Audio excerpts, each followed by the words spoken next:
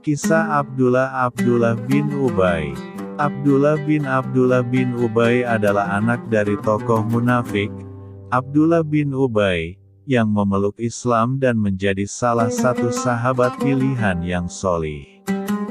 Sebelum kedatangan Nabi SAW ke Madinah, ayahnya, Abdullah bin Ubay hampir diangkat jadi Raja Madinah, kemudian gagal karena kebanyakan penduduknya memeluk Islam dan menjadikan Nabi Shallallahu Alaihi Wasallam sebagai tokoh sentralnya.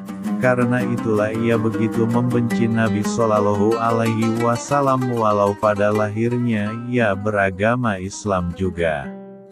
Ketika Rasulullah Shallallahu Alaihi Wasallam mendengar pimpinan Banu Mustalik, Al-Harits bin Abu Dirar menghimpun pasukan untuk memerangi kaum muslimin, beliau menyusun pasukan dan segera berangkat ke tempat Banu Mustalik. Dalam pasukan yang dipimpin sendiri oleh Nabi ini ikut juga sekelompok kaum munafik, termasuk pimpinannya, Abdullah bin Ubay.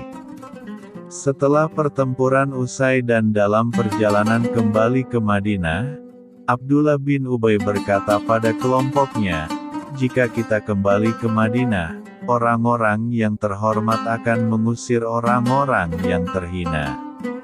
Ucapan "terhina" ini dimaksudkan pada Nabi Shallallahu Alaihi Wasallam dan sahabat Muhajirin yang terusir dari Makkah. Ketika kabar ini sampai kepada Nabi Shallallahu Alaihi Wasallam lewat sahabat Zaid bin Arqam, Umar bin Khattab meminta Nabi menyuruh Abbad bin Bishr untuk membunuh tokoh munafik tersebut. Tetapi Abdullah bin Ubay mengingkari kalau telah mengatakan itu, sehingga terjadi suasana yang tegang dan penuh prasangka, sampai akhirnya turun ayat yang membenarkan Zaid bin Arqam. Melihat perkembangan situasi tersebut, Abdullah bin Ubay mendatangi Nabi Shallallahu Alaihi Wasallam dan berkata, "Ya Rasulullah, jika engkau menginginkan ayahku dibunuh, perintahkanlah aku untuk membunuhnya.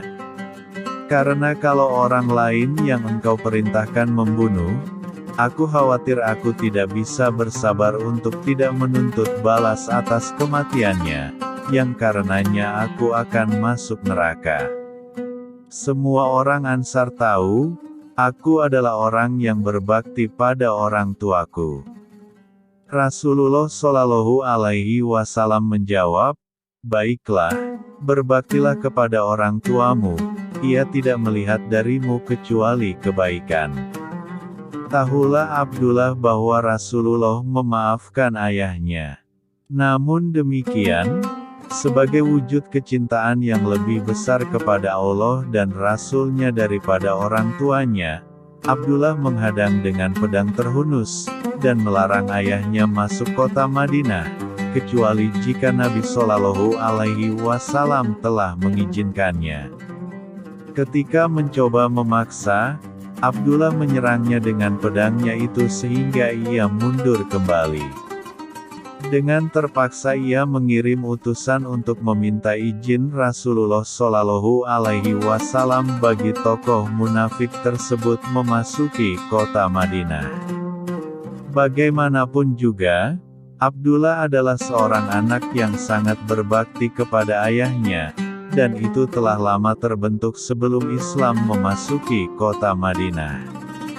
Anak tetaplah anak, dan ketika ayahnya tersebut meninggal, kesedihan merasuki hatinya.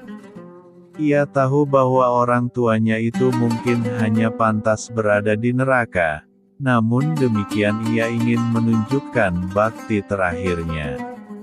Ia datang kepada Nabi Shallallahu Alaihi Wasallam meminta baju gamis beliau untuk mengkafani jenazahnya, dan beliau mengabulkannya. Sekali lagi ia datang kepada beliau untuk menyalatkan jenazahnya, dan beliau mengabulkannya, walau Umar sempat memprotes keras. Tetapi setelah itu turun ayat 84 dari surat At-Taubah, yang melarang beliau untuk menyalati jenazah orang munafik dan berdiri di atas kuburan mereka. Wallahu alam.